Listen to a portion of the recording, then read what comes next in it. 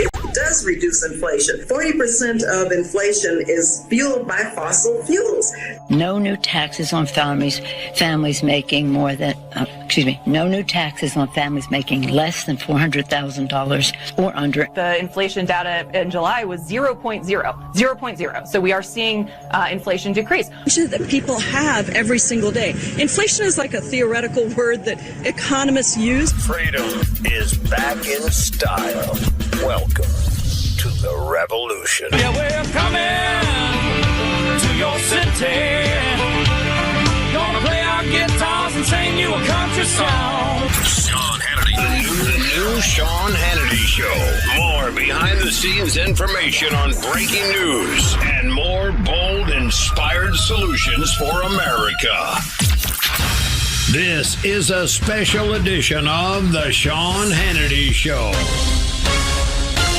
America trapped behind enemy lines. Day number 367. Coming up next, our final news roundup information overload hour. We'll get to your calls, 800-941-SEAN, if you want to be a part of the program. So there is a story. We touched on it last night on Hannity on TV, and we'll touch on it here.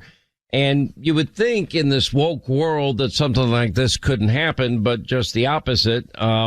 So you've got an agreement between the Minneapolis Federation of Teachers Union and the school district that states the following, that if you are a teacher and you happen to be white, you will be laid off before teachers of color, regardless of what your seniority happens to be. Now, the agreement was reached to end a 2-week teacher strike last spring, and it says that starting the school year, quote, if a teacher who is a member of a population underrepresented among licensed teachers in the site, the district shall access the least senior teacher who is not a member of the underrepresented population. So that's a nice way of saying if you're a minority and you have less seniority, you won't be fired, but a teacher that happens to be white will be fired instead. Horace Cooper, legal commentator, co-chair of the Black Leadership Network, Project 21. He also wrote How Trump is Making Black America Great Again, and Freedom Foundation CEO Aaron With discusses this issue. Horace, great to have you back. Let's start with you.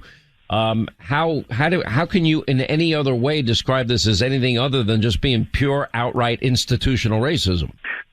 This is racism 101. This isn't backwards racism. It's not reverse racism. This is racism. When an institution like a school district picks who it's going to hire or who it's going to fire on the basis of its race, we know that that is called illegal discrimination. Now, I imagine there might be a few woke people that were part of the negotiation that are going to play the Elizabeth Warren card, and they're going to pretend they're a member of some underserved or underrepresented group. Here's the reality. Every American in the 21st century ought to be able to be presumed they'll be evaluated based on their skill set, based on their talent, not on their race. And there's been no finding by any court that there was systemic or intentional or any kind of racism on the part of the school district. I don't want to hear about we're addressing the past injustices. No court has demonstrated that those injustices even exist. Your take, let's get it. Aaron, I look at this and I'm thinking this school district now has likely set themselves up for what will be tens and tens, maybe hundreds of millions of dollars in payouts in lawsuits because it's so obviously discriminatory. Now, let's assume for a minute that past discrimination has taken place. Why are you going to hold somebody that is not responsible for that discrimination and discriminate against them to end discrimination? Yeah, you're exactly right, Sean. I mean, if there's past discrimination... I don't know if I could even say that again, but go ahead. Well, yeah, if there's past discrimination, go back to the individual and settle that outside of this. Don't punish people, your everyday teachers today that are out there trying to educate our kids for something that may or may not have happened in the past. Horace mentioned it, and I'm glad to realize I'm not crazy for thinking that we should be hiring and firing teachers who can best educate our kids. I mean, I think that's the way most parents think, but that's not the teachers' union's agenda. They want teachers in the classrooms that will, one, pay union dues, and two, push their radical political agenda to indoctrinate our kids. But I think the saving grace of this is so many parents across the country are taking their kids out of public schools and to voting, and also so many teachers across America are choosing to leave their unions because of this crazy radical agenda that they have. Well, I mean, that's the other thing. Then it's not like schools are doing the best job anyway. And so, Horace, I go back to you. If you're a teacher and they have to lay off teachers, now apparently there's a declining population. Apparently they have misappropriated funds in the past. Apparently they don't have the funding to keep the current teacher level there, which means that this is going to be a reality for people. They've adopted this rule. Now it's going to be applied. And then there are going to be the lawsuits, predictably, that follow on the other side of it. Where do you see that going? So this feeds on itself. This illegal policy is very likely to put this school district in legal jeopardy. It's going to require massive payouts. And if you're already running short of funds, this is an absolutely wrong thing to do. The reason, though, that I mentioned that there's been no court finding, under the Constitution, there's been no court finding of discrimination. Under the Constitution, the only time that you can have sort of a remedy where a specific race is given preference or another one is disfavored is when you go to a court and find out that a specific place at a specific time in a specific manner has engaged in racist behavior. There has been no such claim made, no such evidence presented. And by the way, if there was an individual that was responsible personally for racist behavior, they should be punished. I'm with you. I find racist people repugnant, like most Americans. Yeah, but there has been no effort to do that. There is this systemic, it's the racism that doesn't require bigots, the racism that doesn't require an actor. And we're going to crush an already declining budget with this new liability. The schools aren't teaching. The kids are graduating without being able to read their degree. And then you're going to take even what little resources are left and waste on this type of nonsense. It's illegal, it's unconstitutional, and it's against the whole American system of equality. Yeah, I just can't understand. You know, for Americans to rightly stand up against racism is one thing. To believe that all human beings were created by God and a belief in natural law, and as such, we're all endowed by our Creator. That transcends any racist tendencies that anybody might have, and we all find such people ignorant. But that's not the vast majority of the American people, Aaron, at all, in any way, shape, matter, or form. Well, I think your everyday parents listening and your everyday voters listening understand exactly what this is, which is racism from the left. I mean, these are the guys that are out there now, the teachers' unions and the rest of the radical left, that are pushing racism down everybody's throats. This is the inherent problem with teachers' unions, though. They've elected school board officials that by funding their campaigns, they've put them into office, and then this is their return on investment. They've sat down opposite the school board members that they've put into office, and then they're pushing their radical political agenda in there. I think that we'll continue to see parents, though, vote for school board officials that represent the best interests of their kids and not the teachers' unions candidates that only represent the left. I think that we've already seen signs of that across the country, across school boards, even in liberal places like San Francisco. And I think we're going to see it continue to play out in November, especially as the teachers' unions continue to do crazy stuff like this. And Horace is right. The sharks are circling on this when it comes to litigation. There are several groups, including my own, that are looking at how do we go about and bring a lawsuit against these against the school board, because teachers shouldn't be treated this way. My wife's a public school teacher. They go to school to teach kids. They don't care about whether they're black, white, whatever their skin color is. They care about teaching kids reading, writing, and math. So the teachers' unions here does not represent our teachers across America. Well, I appreciate you both being with us. Aaron, thank you. And Horace, thank you. We appreciate both of you, as always, being on the program. And we hope you'll check in often. And we'll follow the stories as far as it goes, and the predictable lawsuit on the other side of this, probably many lawsuits. Thank you guys for checking in. Thank you. All right, quick break. We'll come back. We'll hit the phones as we continue. 800-941-SEAN, our number. You want to be a part of the program. Nobody can forget 9/11/2001. We lost 2,977 of our fellow Americans, the worst terror attack on American soil. Now, the Tunnel to Towers Foundation has been supporting America's heroes, their families ever since. And when a first responder, military service member doesn't come home and young kids are left behind, well, Tunnel to Towers pays off their mortgage to lift that financial burden and bring their family stability. For example, U.S. Army Specialist Jason Wheeler, he's one of those heroes. After 9/11, he re-enlisted in the Army, and during a training exercise, he was injured, suffered a series of very, very severe injuries that left him unable to walk. And then after years of having to learn to adapt to his home, Specialist Wheeler and his family, thanks to the Tunnel to Towers Foundation and your generosity, was able to move into a mortgage-free smart home in Texas, custom designed for his specific injuries and needs. Now, our nation's heroes, the people that put their lives on the line for our country, our communities, they need our help. So join me and join so many others, millions of others, to help every single hero. And just go to their website. All they're asking for is $11 a month, a commitment. It's the letter T, the number 2, the letter T.org. The letter T, the number 2, the letter T.org. And help our brave American heroes out with the Tunnel to Towers Foundation.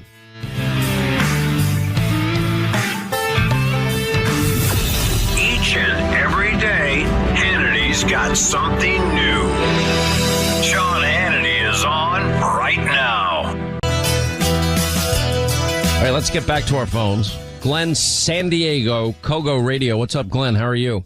Hi, Sean, fellow martial artist here. Yes, sir. Well, what do you practice? What do you train? I've been practicing since 1972, Taekwondo and Hapkido.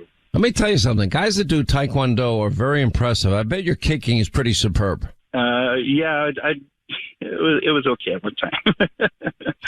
You're getting older, so it doesn't go up as high as it used to. Is that what you're saying, meaning your leg? I got to do a little bit more stretching. Don't we all? Anyway, Oos, what's on your mind today? Well, I wanted to kind of, like the lady before that was just on like 2-3 cars before, kind of raise alarm about this 87,000 IRS agents. Well, let's just call them federal agents. That's kind of a ruse to bypass what's called the Posse Comitatus Act of 1878, which says the military is not allowed to get into civilian uprisings. So normally you would call in the National Guard, but the National Guards are made out of regular average people. So the government's not going to... You're specifically talking about the job posting that called for IRS agents to be willing to be armed and be willing to shoot people, right? Right. So let me give you an example here. If you had an issue with the IRS, you owe them $10,000. You know what they would do? They would hit enter on their computer and seize your bank account. If it was something greater than that, then they would call the sheriff to get you out of your house. So what are they going to do that's so heinous that they need to have 87,000? I'll give you an example. You have 17, they could fill 17 Nimitz-class aircraft carriers full of IRS agents. So I'm just saying the IRS would just be their day job. Look, I have some experience with this. What I have found, and I don't deal with the IRS. I have one accountant firm do my taxes, another accountant firm do it independently, and then I have my lawyers go over both filings before I actually file. And that's how I do it. Now, and I've had the IRS ask, a million questions or make accusations. The thing about the IRS is you have to prove your innocence.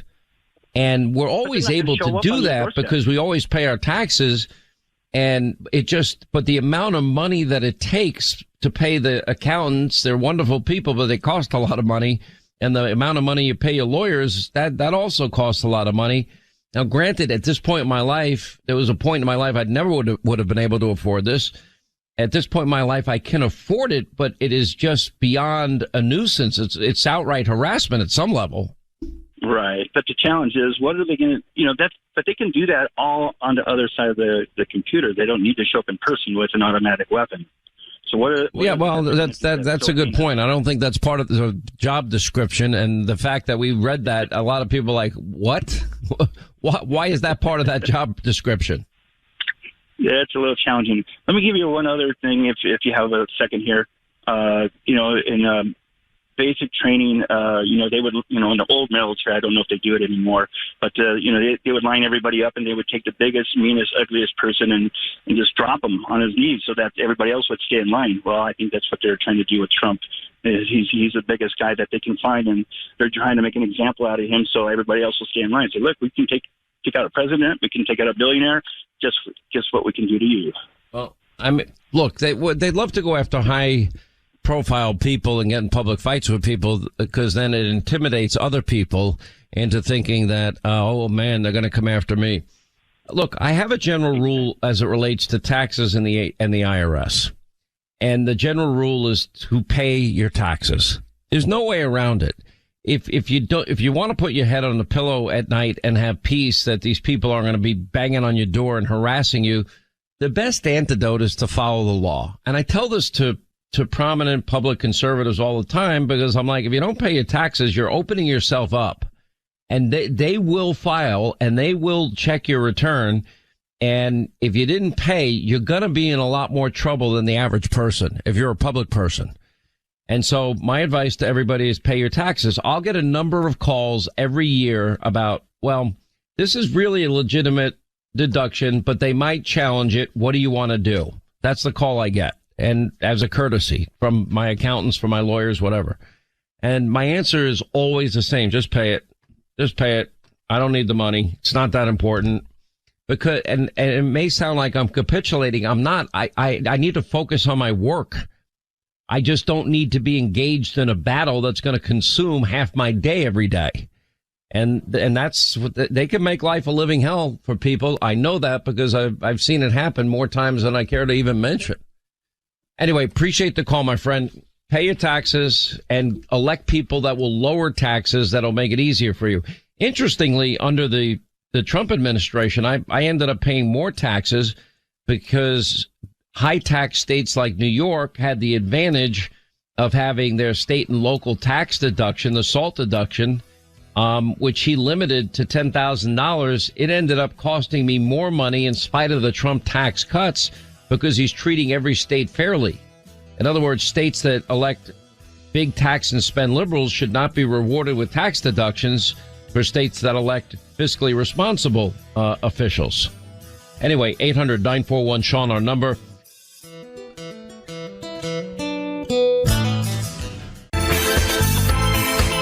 Exposing left-wing media bias. No stone left unturned. The Sean Hannity Show is back on the air. All right, 25 now till the top of the hour. So this conclusion of this study of Alec Baldwin and that there's no way that his claim that he never pulled the trigger is kind of blown back up in his face. I said at the time, this interview that he did with, I think it wasn't a George Stephanopoulos, Linda. I'm pretty sure it was. Yes, it was. I said it would come back to bite him in the ass, and it has, because he claimed over and over, "Oh, I never fired the trigger. I never fired the trigger." Well, apparently there's no way that gun's going off without firing the trigger. That's the conclusion that has been made. And if you remember, at the time, he said every single person on the set of this movie they were making called Rust knows who's to blame for Helena Hutchins' death. And then he said the only question to ask is, who put a live round in my gun? The other question is if it's been deemed impossible, your story about pulling the trigger, doesn't that make you culpable? And don't you have a lot more questions to answer? Listen to this interview. Everybody's waiting for a sheriff's report. The DA is not bound by that report. The DA can bring charges or not bring charges, regardless of what the report says. But everyone must wait for that report. So while we wait, ad nauseum for that report. And I have a lot of information about that, which we're going to postpone until the report comes out. But while we're waiting for that, I know that every single person on the set of the film knows what happened. And the people that are talking loudest about what happened or speculating about what happened were not on the set of the film. The LA Times, the Hollywood Reporter, they talk on and on and on about what if this and what if that, and have dined out on this. And the thing that they have in common is nobody was there. And everybody who was there, they know exactly what happened. They know exactly who's to blame, blah, blah, blah. You're familiar with what fanning a gun is. Have you heard of that phrase, fanning a gun? Yes, but explain. So if you pull the hammer back and you don't lock the hammer, if you pull the hammer back pretty far, in old Western movies, you'd see someone fan the hammer of the gun. The hammer didn't lock. You pulled it back to an extent where it would fire the bullet without you pulling the trigger, without you locking the hammer. The man who's the principal safety officer on the set of the film declared that the gun was safe when he handed it to me. The person who was the principal safety officer of the film declared in front of the entire assemblage, this is a cold gun. Now, why did he say that? If he didn't know, if he hadn't checked. The point is, all of us were told that everything was cool and you can relax and we're working with a gun that's safe to rehearse with. But he explained it to me effectively, that that's exactly what can happen if you pull a hammer back and let it go. If there's a live round. See, there's only one question to ask here. Who put a live round in the gun? That's it. There is no other question to ask. But of course, Alec Baldwin is a Hollywood liberal. I'm sure that he will get away with whatever spin that he happens to put out there. Anyway, 800-941-SEAN, our number if you want to be a part of the program. Mike is in Alaska, the great state of Alaska. We're watching two big primaries tonight on Hannity, 9 Eastern. One is Alaska, Kelly Chewbacca against Lisa Murkowski, and also Liz Cheney's race out in Wyoming. But anyway, let's get to our phones. Mike is in Alaska. Hey, Mike, how are you? Glad you called. Yeah, don't forget Nick Begich is going to beat Sarah Palin. I hope not. I'd like to see Sarah Palin win myself. I like Sarah Palin. Yeah. The reason I'm calling is because of this whole situation with the... That sounds like a pretty nasty comment against Sarah Palin. I mean, why don't you like her? I don't have time to go into it. It's all about governance and when she was governor and what she did, she didn't do. But what I really wanted to talk about was the attack on the president. You know, there's been a lot of people, and there was a lady yesterday you talked to that were talking about how that the feds can turn around. The federal agents could have turned around and said, we're not going to do this. We had 30 federal agents that went in there that went ahead and knowingly violated his civil liberties. Our United States Air Force retired. When I was in Honduras, I had a colonel give us an unlawful order. Under the UCMJ, I had a duty to disobey that order, which I did. He tried to get me, and I fell under the UCMJ, and I was completely protected. So the same thing goes the feds, the FBI, DOJ, all those guys. They basically take the same oath that I did, and they have a duty not to do this kind of stuff. And so, I mean, I'm really, you know, I'm here in Alaska. We're geographically separated by a lot, but we still get the feds coming down on us, and it's scary. It is very scary about what's going on. Well, I think there's a lot of things scary that's going on, and I think you're absolutely right. And I can tell you that if we don't get this right in this next election, which is why I'm supporting Sarah Palin and Kelly Chewbacca, because I think both of them would be real fighters and reformers and people that are not going to Washington to be part of the swamp. And there's not going to be any perfect candidate, but I like both of them. You know, what goes on in Alaska tonight is going to be very interesting for the country to watch. You're going to take the first step in determining whether Lisa Murkowski can survive the primary. She, you know, obviously is not loved by Republicans around the country or Republicans in Alaska. And, you know, she won in 2010 as a write-in candidate after losing the GOP primary.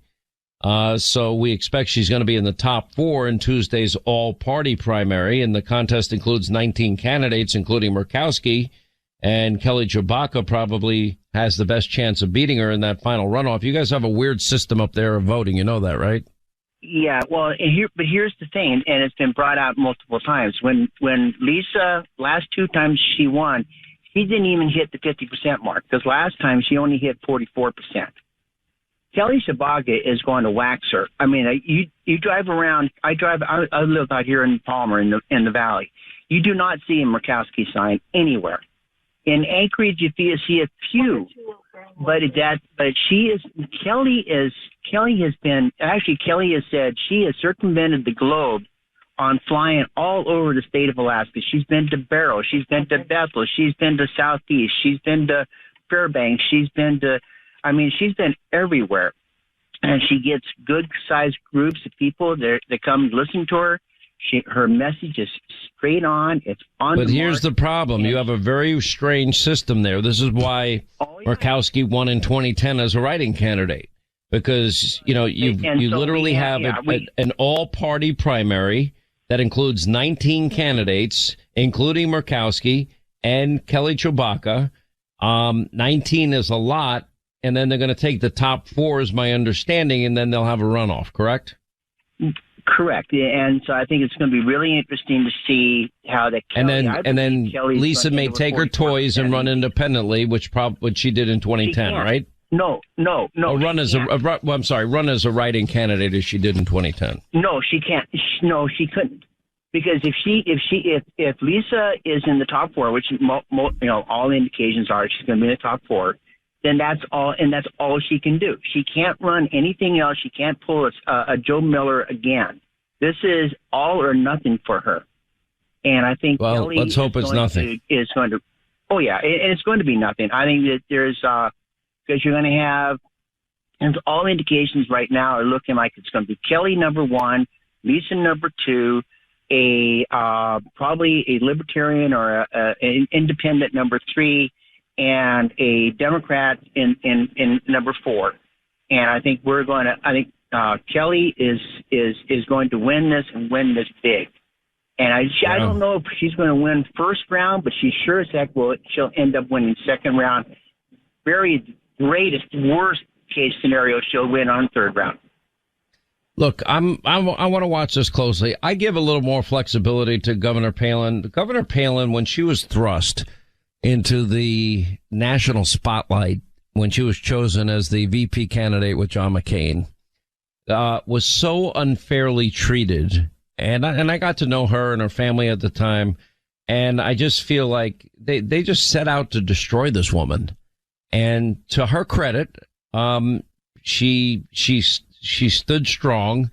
Probably in retrospect, I would argue maybe she should have stayed on as governor, but she had been through so much and it had such a toll. She paid a toll with her family, et cetera, that I think she paid a very high price for being a public figure. And the fact that she's willing to get back in the arena and be a public figure once again, she's well liked. She's a fighter in her heart, and she's iconoclastic, and she speaks her mind, and I kind of appreciate that about her. And I think she'd do a good job for Alaska if she was a congresswoman. So we're allowed to disagree on some issues. Let's see what happens tonight. Okay? Can I get last word in? Okay, go ahead. Can I get last word in? Okay, so if you want to know, as governor, she pushed for ACES and AGEA, which went after the oil industry. She went for 27% tax on the oil industry when the Democrats only wanted 25. That's just part of her governance. When she was governor, she was not a fiscal conservative. When she was a governor, she appointed Bill Walker to the oil industry. Listen, I don't know her full record as governor. Maybe everything you're saying is true. I'm just telling you, I read people pretty well. And she's a very gutsy person.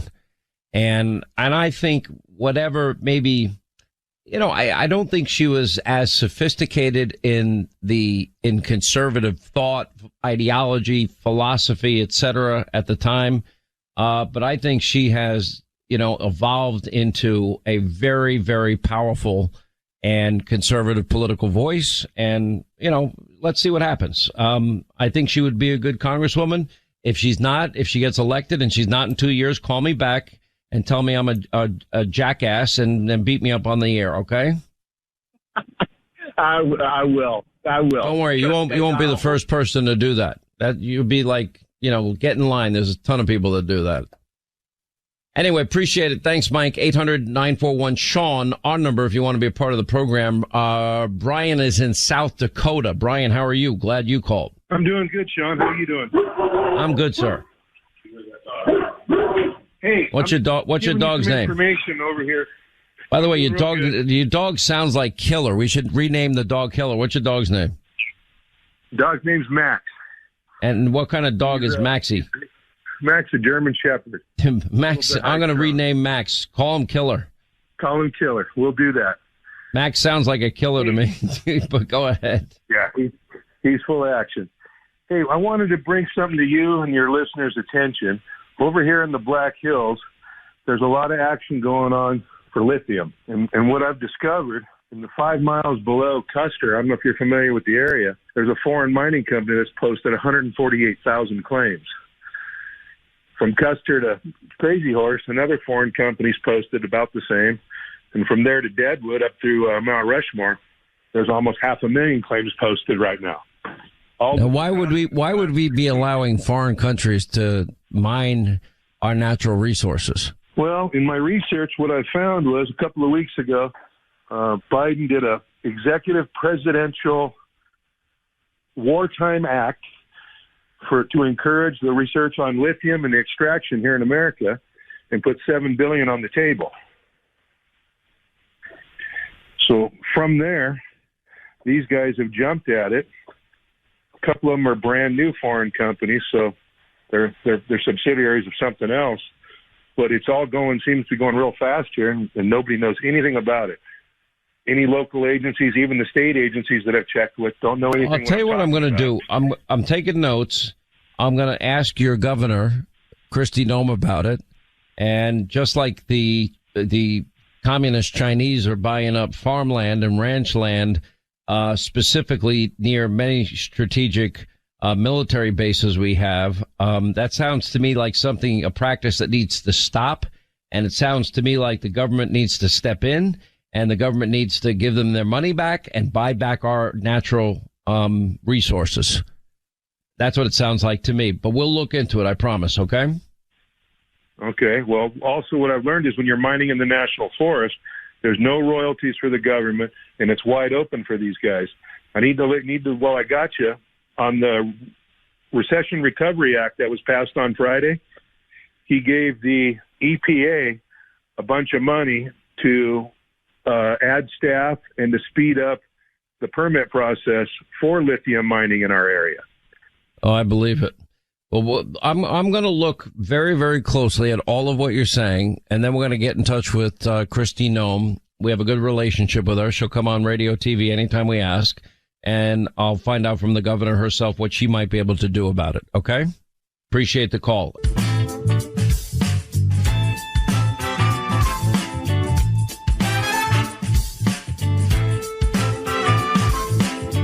All right, that's going to wrap things up for tonight. We'll have the very latest on the raid down at Mar-a-Lago, how it impacts the law. Greg Jarrett, Alan Dershowitz, Newt Gingrich will join us tonight, Laura Trump, and Mike Huckabee, and much more. Set your DVR, Hannity, 9 Eastern, Fox News. We'll see you tonight, back here tomorrow. Thank you for making this show possible.